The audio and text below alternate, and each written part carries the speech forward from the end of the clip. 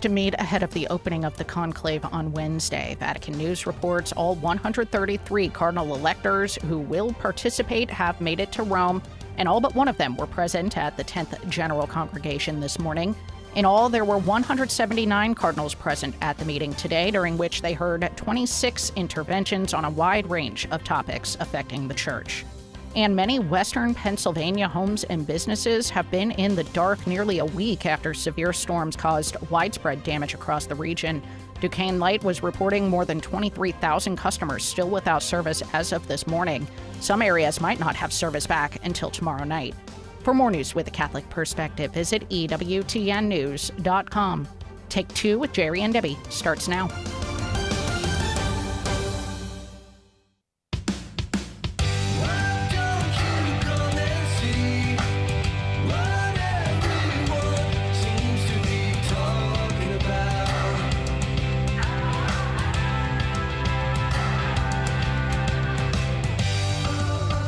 Hello there, and welcome to your show, Take Two with Jerry and Debbie and you. This is your show where you get to call in, ask questions, learn a little, give your wisdom on the different topics that we introduce. And today we have a very special guest with us who's going to be answering your calls, and I'm super excited about that. So please make sure you jot the number down and call in. It's the one, the only, Dr. David Anders from Call to Communion. Dr. Anders, thank you so much for joining us live here on Take Two with Jerry and Debbie. I'm so happy to be here. Thanks for the invitation. Oh, we are so thrilled that you made time for us because this is a very important topic. We were actually going to cover it last week, but our Holy Father passed away. And so, of course, all attention was drawn to all the events that were happening around his funeral. And, of course, the conclave coming up.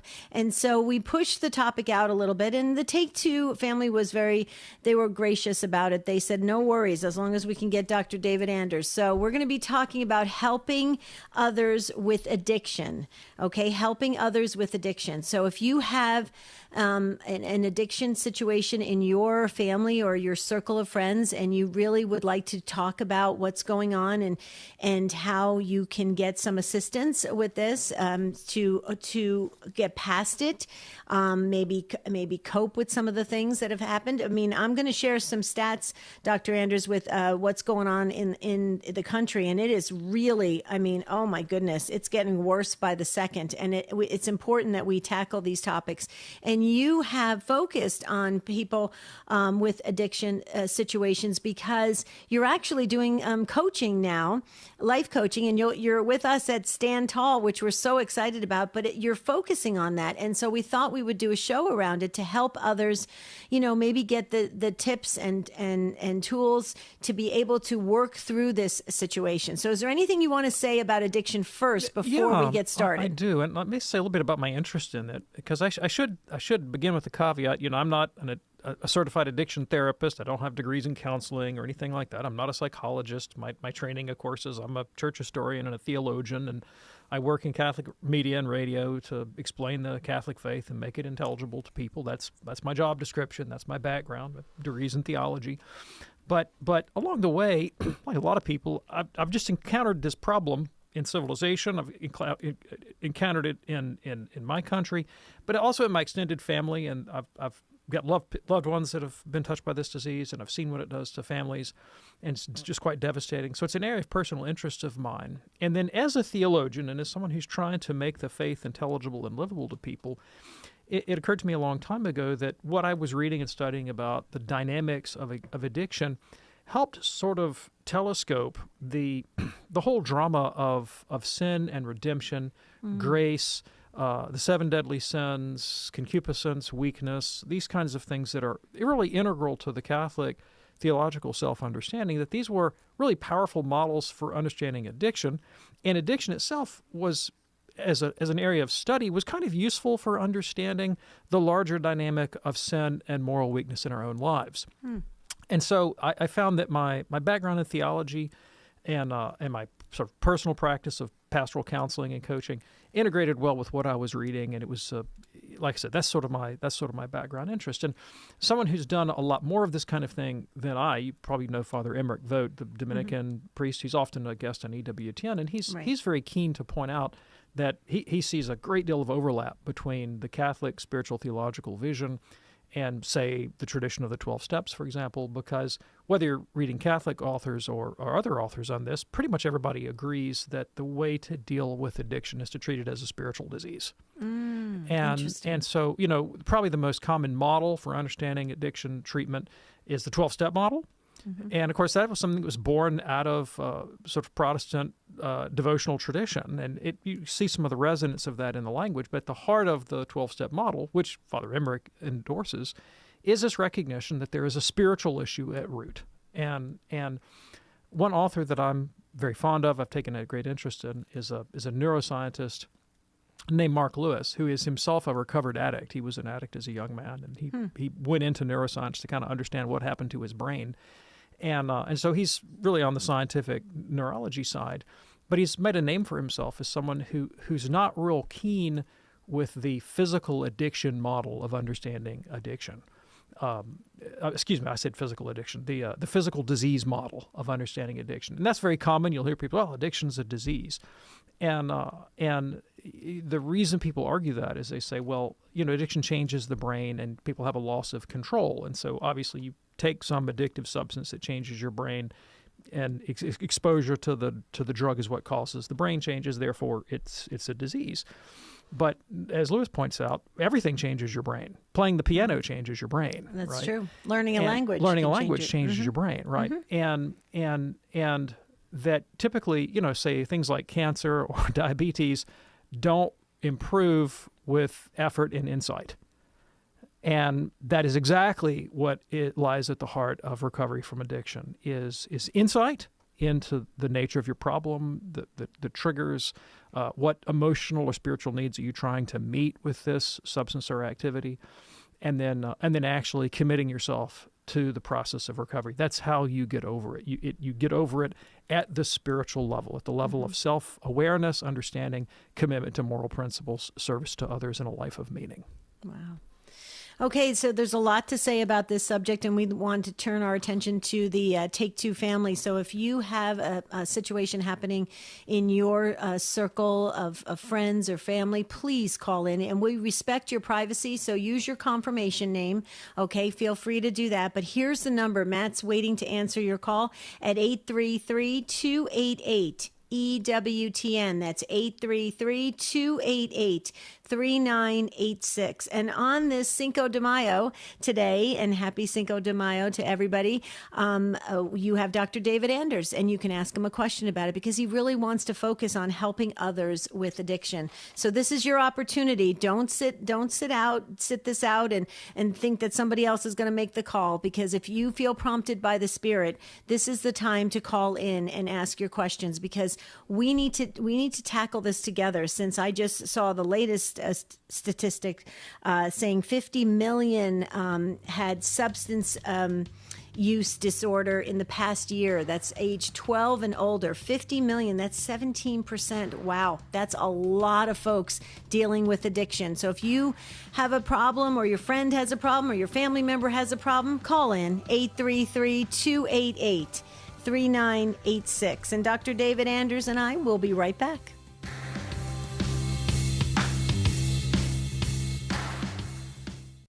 Major decisions can feel daunting. Do you feel lost and alone? Not sure what path to take? Life coaching may be the right option for you. Whether it's practicing accountability or creating a better plan that works in your life, we are here to serve with Christ always at the center. God's plan is always the best plan for us. We just may not be able to see it right now. Let us help at standtalltoday.com. Hello, I'm Matthew Bunson, Vice President and Editorial Director for EWTN News and a faithful reader and subscriber to the National Catholic Register. The Register has in its pages everything about the world around us. Sections on, of course, the church, on church teaching, politics, culture, The National Catholic Register is an absolutely vital source in your own personal formation as a Catholic. I read it every day. It's a major part of my educational life, of my professional life, my personal life, and my faith life. Subscribe to the Register today and get 1 year for the greatly discounted price of just $32.50. That's 26 issues delivered to your home, office, or parish. Simply order online at ncregister.com/radio or call 800-421-3230 and mention code radio for your discount. The National Catholic Register. Read faithfully. The topic today on Take Two with Jerry and Debbie is helping others with addiction. And we want to broaden this discussion. We're talking about those that have a serious issue with addiction, but also how about parents and grandparents that are really having some sleepless nights about the children that they love so very much that have fallen into this addiction that has overwhelmed them, consumed them, taken over their lives. I mean, sometimes ruins families and the trust factor that's in families. So we can broaden this topic, Dr. Anderson. Let's do that in a moment. But I want to give the number just a couple more times and then get our Take Two families understanding of this. So we're talking about addiction today. If you have something to say about it, or you have a question you want to ask Dr. David Anders, please do it now. Don't wait till the end of the show. 833-288 EWTN. That's 833-288-3986. But before we continue this very important understanding of addiction and what's happening to families about it, let me just share this, Dr. Anders, with our Take Two family. There's a special on May 7th, and that's this coming Wednesday. It's from Rome. It's a Holy Rosary for the Conclave from the Vatican. So you can join EWTN for the Holy Rosary for the Conclave. It's right from the Vatican, Wednesday morning, 9 Eastern on EWTN television and EWTN radio. Okay, Matt is busy screening calls. And like I said earlier, if you want to keep your situation in your family private, that's fine. Just give us your confirmation name. We don't really like to take anonymous on Take Two because it seems so impersonal. We're family, so we'd like to call you by name. So pick a name that you've always wished your family you wish your family had called you. Okay, so Dr. Anders, by the way, we are live today, and we do have, this isn't Call to Communion yet. Call to Communion is at 1 p.m. Central Time.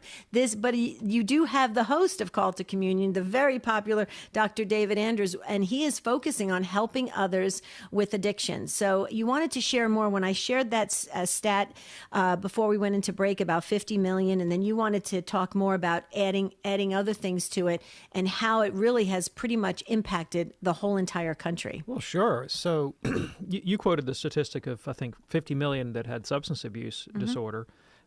If you add the behavioral addictions, the gambling addiction, the sex addiction, of course, that number is going to jump up considerably. And then if you consider the families of those individuals, I mean, you're really starting to cover a significant portion of the American population. I imagine probably at least half the people that listen to this show have either been directly impacted or know someone that has. That's right. By the drama of addiction. So one of the things that is the strongest risk factor for becoming an addict is exposure. Exposure. If you have an opportunity to get involved in this, you're much more at risk to eventually develop the disease. And what we know is, so with a lot of the behavioral addictions, the primary area of exposure is the internet.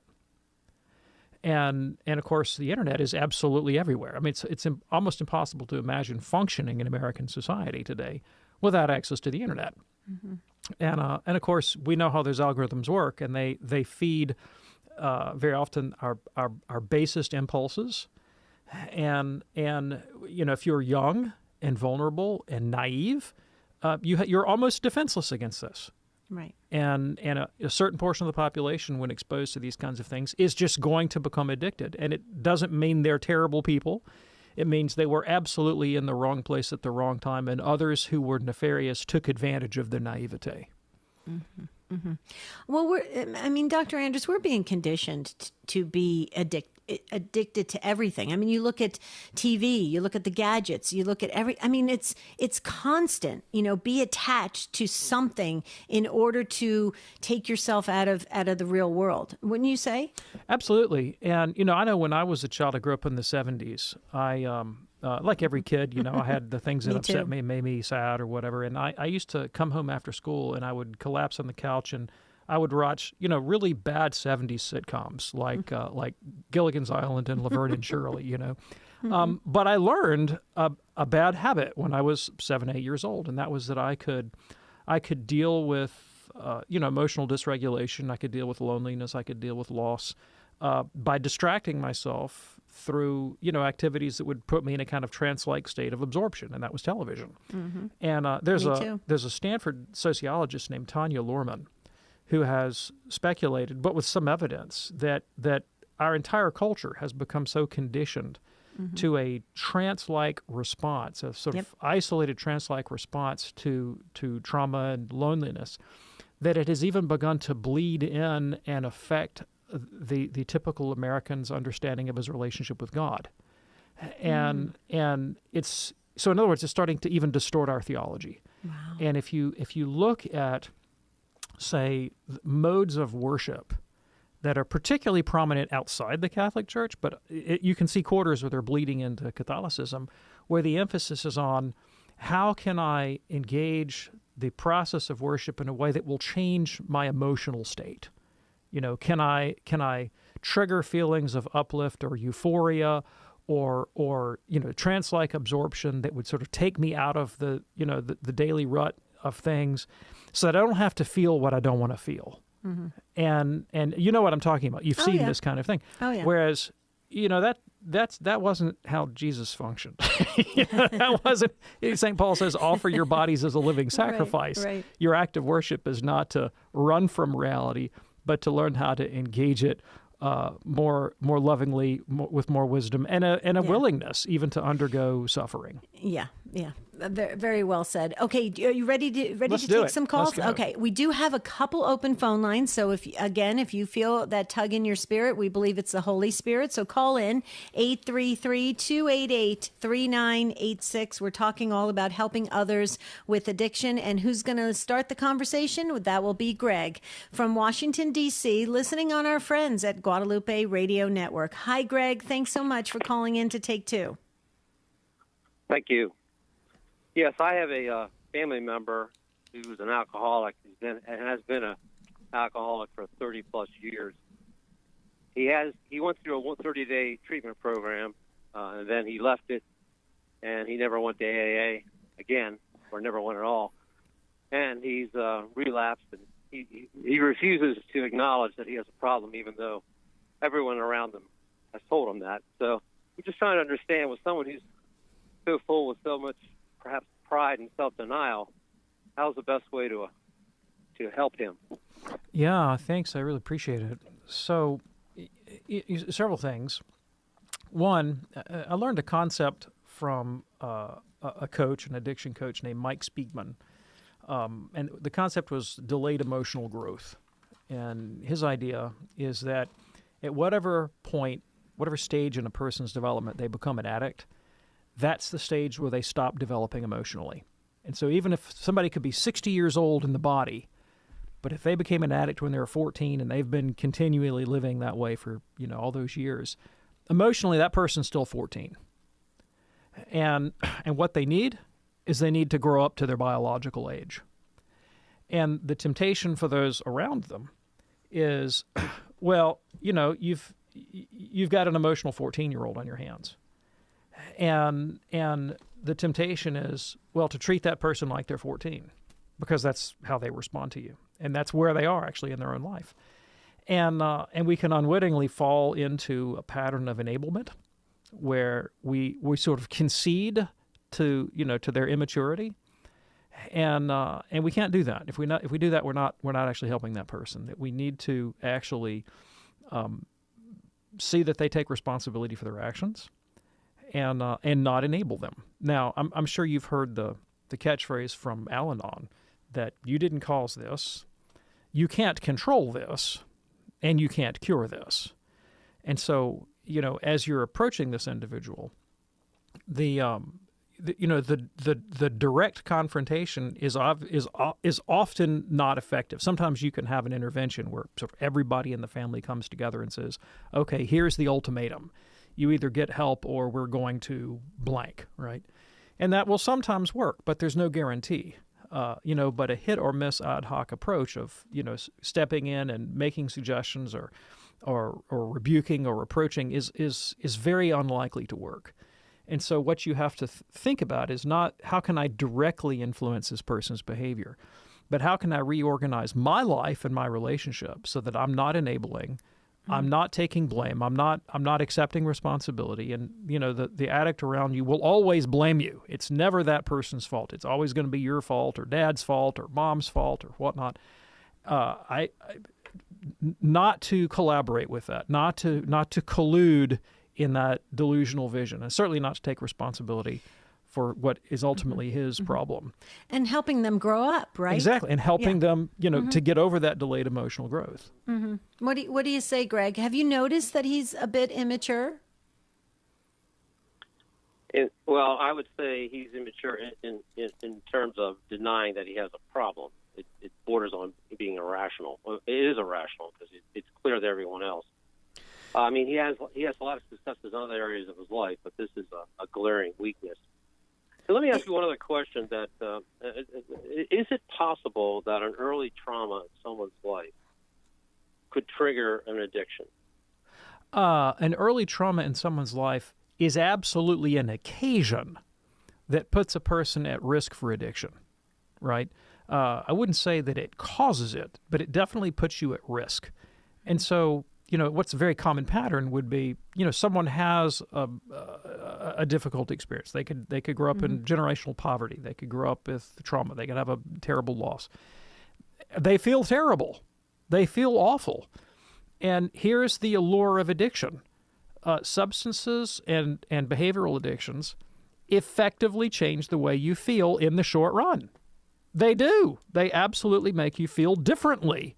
And so when you are exposed to something, someone hands you a drink, they hand you a joint, whatever it is, you suddenly the person wakes up and realizes, oh, for 5 minutes I wasn't thinking about my trauma, and this drug or substance or behavior took me out of that, and that's extremely attractive.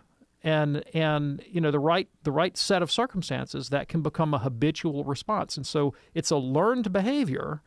Whenever I feel bad, I can turn to this thing, and I will at least temporarily feel better. Now, here's the nefarious aspect of it. It narrows your focus of attention. So suddenly, say the alcohol or the drugs become the focus of your attention, and your capacity to pay attention to the rest of the things in your life, in particular those things that will actually help you develop resilience and wisdom and relationship, those things contract. Yep. And as that happens, the problems in your life begin to multiply, and then the person turns more and more to the addictive substance, rather than dealing with the problems. And so there's a kind of negative spiral down and down and down. Well, Dr. Anders, you when you start to only focus on what you run to get rid of the pain or to numb yourself, and then other things that are really important in your life start to fall away, and then you get behind. And when you get behind, it becomes this terrible cycle. And then you just kind of give up. I know, because we deal with a lot of clients at Stand Tall that have addiction issues, and we're crisis coaches, and we understand that. And it's really sad, because initially they run from the pain. They're running from it. They don't want to feel the pain anymore. But actually, the pain increases with all the other things that have caused that have been crippled because of it. Wouldn't you say that's usually the case? Absolutely. Now, here's a brilliant thing. I'm going to bring in an area of Catholic theology to address this.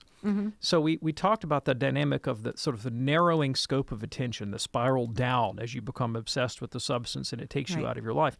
The brilliant thing about Catholic spiritual theology is it describes the opposite dynamic. It's not a spiral down, it's a spiral up. And in classic Catholic spiritual theology, there are 3 stages. And the first stage is asceticism or purgation. And that will be the equivalent of, making the decision to be abstinent from the substance, right?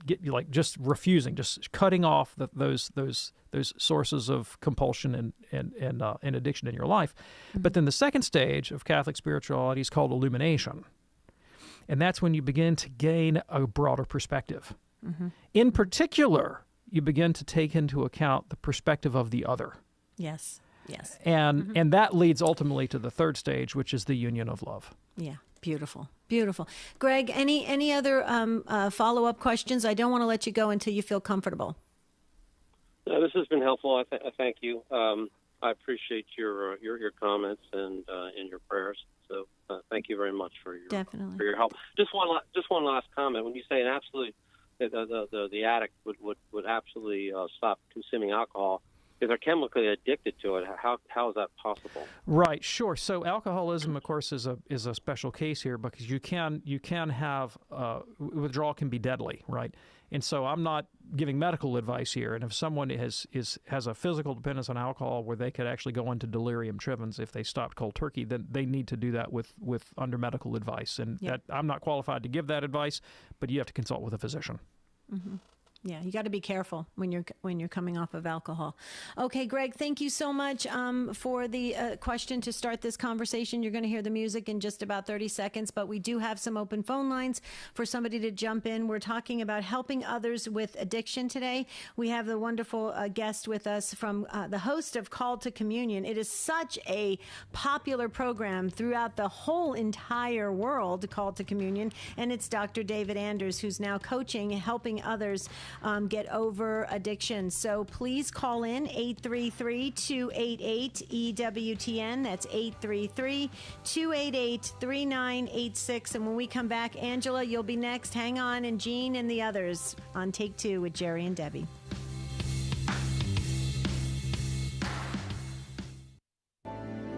Join EWTN for the Holy Mass for the election of the Supreme Pontiff from the Vatican.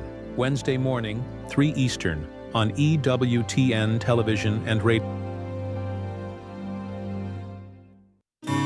Hi, I'm Doug Keck. This is an EWTN bookmark brief, speaking with Michael Pekalik about his book, Be Good Bankers, the economic interpretation of Matthew's Gospel, published by Regnery, naturally available through our EWTN religious catalog. Tell us, what does being a good banker have to do with the Gospels? At the time of the Roman Empire, bankers did basically what we did today.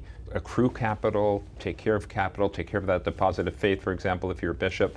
Think of your money. So usually I'm purchasing, and this is fine, I'm purchasing clothing, purchasing food, I'm purchasing vehicles to move around and so on. But suppose you give to the poor. Are you purchasing something with your money in that case? You are. You're purchasing something much higher. If you give in secret, then your Father in heaven will pay you a reward. Very interesting. Michael Pekalik, his book, Be Good Bankers, the economic interpretation of Matthew's Gospel with a fresh translation, published by Regnery, again available through our catalog. I'm Doug Keck. This has been a bookmark brief. We shall catch you next time. This is Jerry Usher. If you missed part of today's show, catch the encore tonight at midnight Eastern or anytime at EWTN Podcast Central. Visit us at EWTN.com/radio/podcasts. Through redemptive Catholic journalism, EWTN News helps advance the gospel and teachings of the Church. Get our trusted Catholic news in your email inbox. Sign up today at EWTNnews.com. I'm Deacon Harold Burke-Sibley. Join me for Beacon of Truth today at 4 p.m. Eastern. On the next Beacon of Truth, heroic leadership and holiness and Soulful Psalm 35. Now back to Take Two with Jerry and Debbie.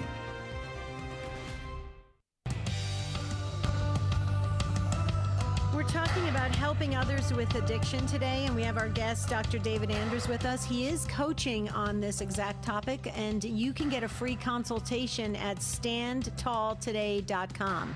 And I would highly recommend it. Spending 15 minutes with Dr. David Anders, I think it could be life-changing right as soon as you meet him, because he has the experience, the knowledge, the wisdom, and he can really help you and family members. So check it out, folks. But we're going to get back to the calls. Dr. Anders and Angela's been waiting so patiently from Bismarck, North Dakota on Real Presence Radio. Angela, you're speaking with Dr. David Anders. Go right ahead. Hi, good morning. Good morning. Go right ahead, Angela. I just wanted to thank you guys, first of all, for your program. It's a blessing. And thank you to the last caller as well. That was really nice. I just wanted to say that me and my husband are both addicts and alcoholics. And I've been in and out of the program for ever since I was 13. And my husband, bless his soul, he's just gotten so bad. It's like he'll start at 4 o'clock in the morning and just kind of go throughout the day till he kind of passes out. And I don't know, I guess I was just going to say that it has not been helpful for me to remind him of how much he spends on it every time he picks it up. And the other thing too is that I don't know, I've been praying for him a lot, and that's taken a lot of stress off of me as far as feeling like I got to control the situation. The other thing is that I had heard Father James Blount, I think his name is. He had talked about if you have a family member that has problems with alcohol and stuff, put a little drop of holy water in their drink. And so I've been doing that. So anyways, that's interesting. All I wanted to share. Thank you. Yeah, you're referring to Father Jim Blount, I believe, from the Society of Our Lady of the Holy Trinity, Salt Priest. I just wanted to make sure. I believe that's who you were referring to. But Dr. Andrews, please address. So Angela, thank you so much for your call, and my heart really goes out to you. I'm so sorry to hear about what you've suffered with in your life, both in your own life and your husband's life. And I can only imagine how painful and difficult that's been all these years. And you said something that I thought was just incredibly wise, and I really appreciate it, and I'd like to highlight it. And that is that you said that you had begun praying for your husband a lot, and that through prayer you had felt able to release a little bit the need to try to control what he was doing. You'd handed it over to God, and you weren't trying to take responsibility for it yourself. I think that is so critical. And when I listen to your story, my first thought is not how can I make her husband stop drinking, because of course that's not within my power, but how can I help Angela live in this really difficult situation? And of course you've been in and out of the program, so you know that you can't control it. It's not your fault. You can't cure him and you can't control him. You can, however, decide whether or not to enable him. And I don't know what the patterns in your life would be that you would need to change, if there are any, in terms of the enabling. But you mentioned that he was spending an awful lot of money on alcohol. I don't know. I don't know where your finances are. I don't know where that money's coming from. I don't know if he's pulling it out of a joint bank account or whatnot. But that's, that could potentially be an area of enabling. In Catholic moral theology, when we talk about admonishing the sinner, one of the principles that we use is how likely are you to be listened to if you admonish somebody, and are you the best person to make the admonition? And unfortunately, many times in family life, the immediate family member is the last person in the world that the person with the problem wants to listen to. And they're not going to listen. And the family member, they think they know everything that you have to say, and they know all of your warts and problems. And so you say you need to do X, and they're just going to come back and go, oh, yeah, well, you too. And the conversation devolves into uselessness. And so, you can think in terms of, is there somebody else in your life that might be better placed to make an admonition or to offer help? I know when I was coming into the Catholic faith, for example, I had all these apologetical reasons and all these theological arguments why it was a great thing to do. And I shared them all with my non-Catholic wife, and she was singularly unimpressed by all of my theology. I wasn't the guy to make the admonition. And I eventually realized there was a priest in my life. His name was Angelus Shaughnessy. And I said, well, this guy, he can reach my wife where I'm not going to. And I made an appeal to her and to him, and lo and behold, that worked. That stuck, But if I had tried every time I did, I just fell flat on my face. So I turned to others for support and resources to do what I couldn't do. But I really think your insight into, this is not something that's within your control. That's absolutely critical. But the decision whether or not to enable that may very well be in your control. Right. Before we go back to Angela, before you comment, I just wanted to share a couple things because you were talking about asking for assistance. Dr. Anders says we also have heavenly assistance. Okay, absolutely. You've got Saint Maximilian Kolbe, right, who's a patron saint of addictions. You've got Saint Dymphna, which is May 15th, is coming up on her feast day, which is for mental health issues, right? So Saint Dymphna. You've got Venerable Matt Talbot, who is specifically the patron saint for alcohol addiction. So you've got heavenly support, Angela, to ask because they want to help you with this situation. The other thing, before Angela comments, I just wanted to ask you this question because we've noticed this a lot with the clients that we serve at Stand Tall. When somebody can put their focus on a passion that is productive, that is positive, when they put their efforts into something like learning a new instrument, writing a book, going bowling, learning how to skydive, I don't know, whatever is something that really just excites them and makes them want to focus and learn more, playing a sport, they tend to calm down the addiction a bit. Would you agree with that? Oh, that's 100% true, right? That's 100% true. If addiction is a habit pattern of a narrowing focus of attention onto this, one substance or behavior, the way out of that is to force yourself to pay attention to other things, things that take you not out of yourself in a trance-like way, but out of yourself into the real, into the productive, and into the joy of life itself. Right. So that's my question to you, Angela. Have you ever thought about that, exploring that with your husband, maybe coming up with something that really can, like a new hobby for the two of you together as a couple so that he can put his focus in that instead of getting up at 4 a.m. and being numb the whole entire day? Angela, your final comments. I just want to thank you both. The heavenly help, I appreciate that. The other thing is that I'm just wondering about, well, once in a while we'll go out to eat, but of course there's always drinking involved there. So, but I was just going to say about the enabling aspect of it. He can't drive anymore, and he's not been able to work in several years. And when I have to take him somewhere, he always brings beer in the car. And I'm just wondering, my question is is it better for me to just not do it if he wants beer or something, but then risk him getting, in an accident? That's where my conflict comes in. If you could just quickly address that. Yeah, I appreciate that. So obviously, I'm not down in all the details of your interpersonal life and how those dynamics work out. That's something we'd have to do in another context.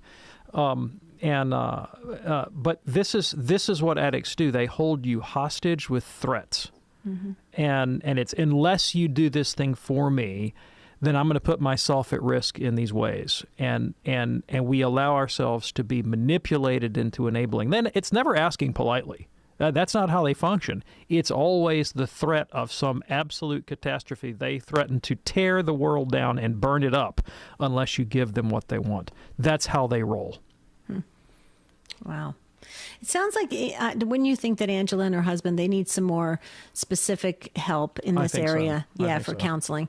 Okay, Angela, but you got us started on this conversation, so we appreciate it. I put everybody in the book. I put your husband in the book, you in the book. So everybody who's calling in today will be in the prayer book. Thank you, Angela. We'll have to let you go on that, and God bless you, and have a beautiful rest of your day.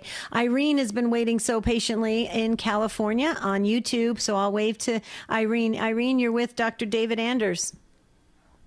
Hi, good morning. Thank you for taking my call. Yes, Go right ahead. I have a 16-year-old, and he is a junior in high school, and he's into, one of his friends got him into this Underdog sport gambling app, and he just is fascinated with it, and He just says he loves it, and he really got good at that sporting, bet sporting, or however you want to call it. And his friends ask him for advice, and so he's really taking it on. And I myself go to the casinos maybe once a quarter. I mean, I like going. My parents like to go.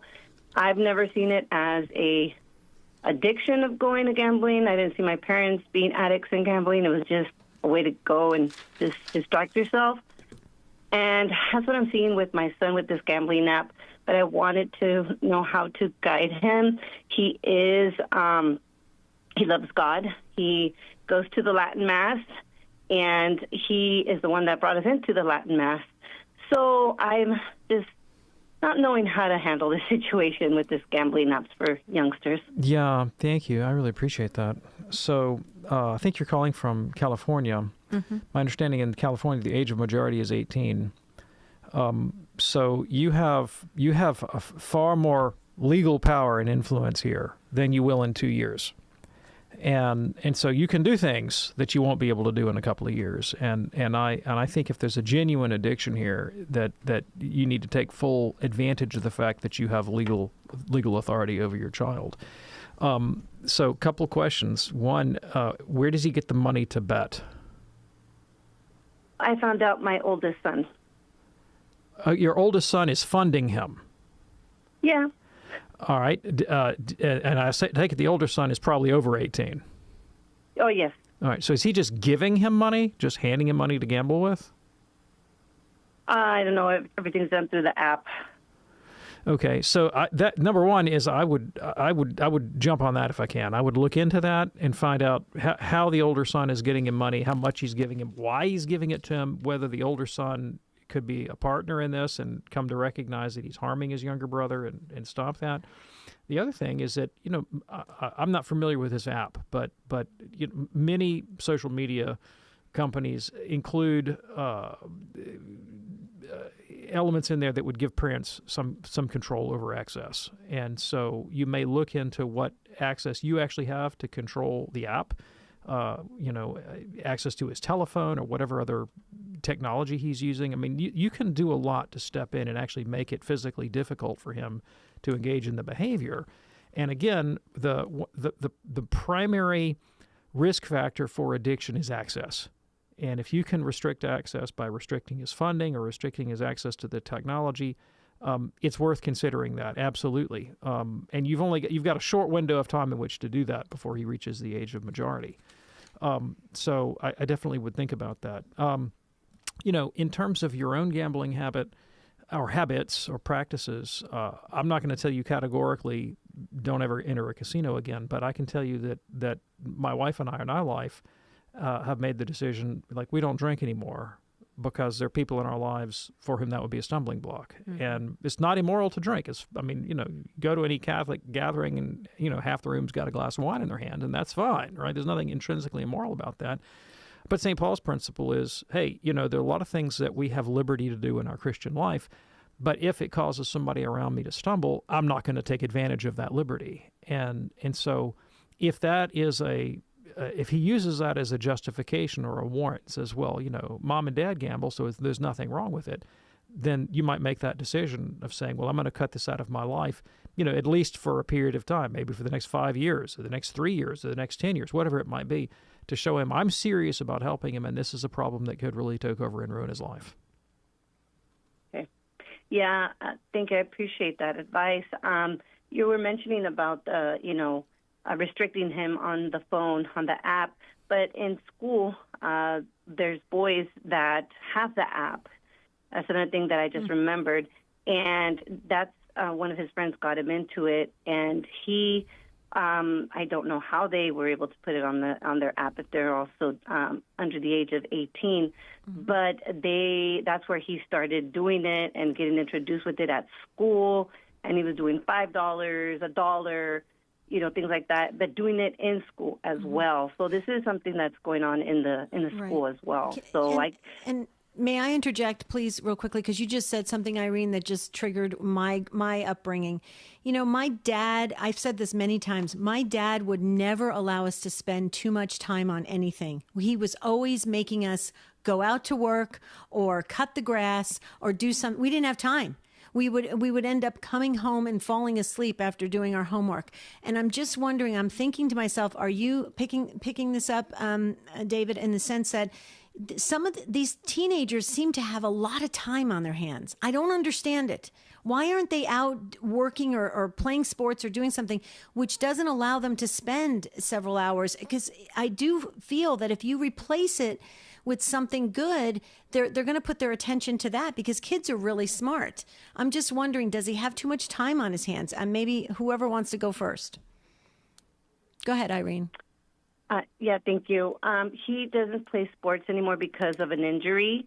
Okay, so there you go. I can see what you're mentioning.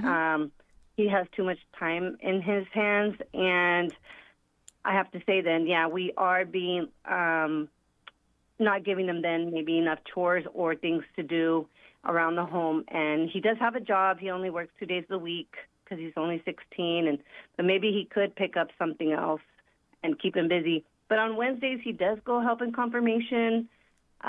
He's keeping himself busy in the church on Wednesdays, but maybe I have to really look more into this and keeping him more busy. Yeah, what do you think about that, Dr. Anders? Well, I mean, I think you're absolutely correct, and we know socially, demographically, that the use of these electronic media and social technology has massively infiltrated the minds of young people, and it's restricted their access to real life.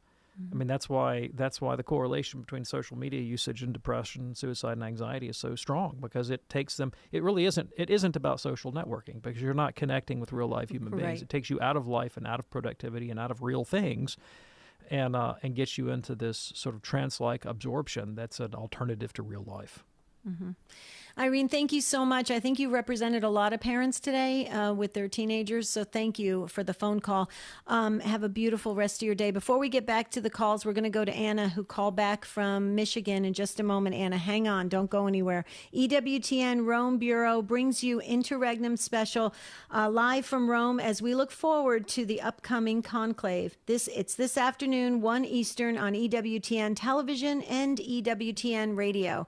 Anna called back from Michigan. Thank you. Sirius XM 130 is the way you're listening, Anna. You go ahead. You have the floor. Hi. Thank you for taking my call. I was just listening, which I listen to you guys all the time. Thank you very much. Thank you. But I was wondering if you guys ever heard of Sister Concilio Fitzgerald of Dublin, Ireland. I have heard of her. I don't know a whole lot about her story. So Ireland, she started it in the 60s. She started like a drug rehab because Ireland had one of the most worst problems with addiction in the world. And her program was on a farm, and it still exists today. And her program consisted of no kind of treatment with medications or anything. They woke up at 6:30 in the morning, had breakfast. They said this mantra for an hour, which meant "Come, Lord."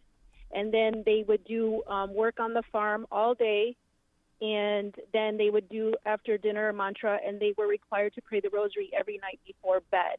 And that's all they did. The only requirements was that they could not leave. Once they left, that was it. They had abstained from sex. And she had a 90% success rate with this for these years, where you look at the United States, and it's 25 to 30% success rate with drugs. So that reminds me. Wondering.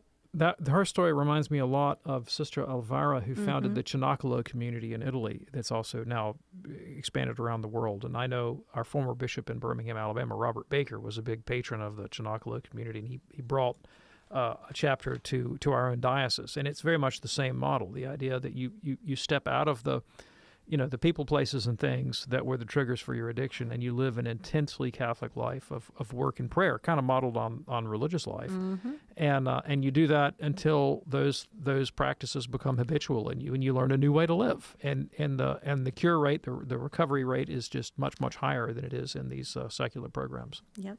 Glad you brought it to our attention, Anna. Thank you so much. We appreciate it. We're going to try to squeeze in some more calls. I do have to mention, because we're getting a lot of messages coming in from the Take Two family, Catholic in Recovery, CatholicInRecovery.com. Another great apostolate that's doing great work. Yes. Yeah, It's the 12 steps, but applied in a Catholic context.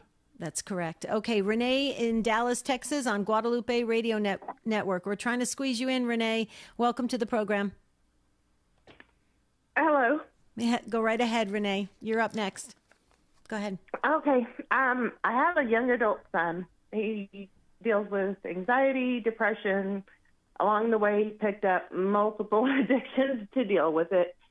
And he's finally got a good counselor. He's trying to work the 12 steps, has a pretty decent sponsor. He seems to be getting hung up with the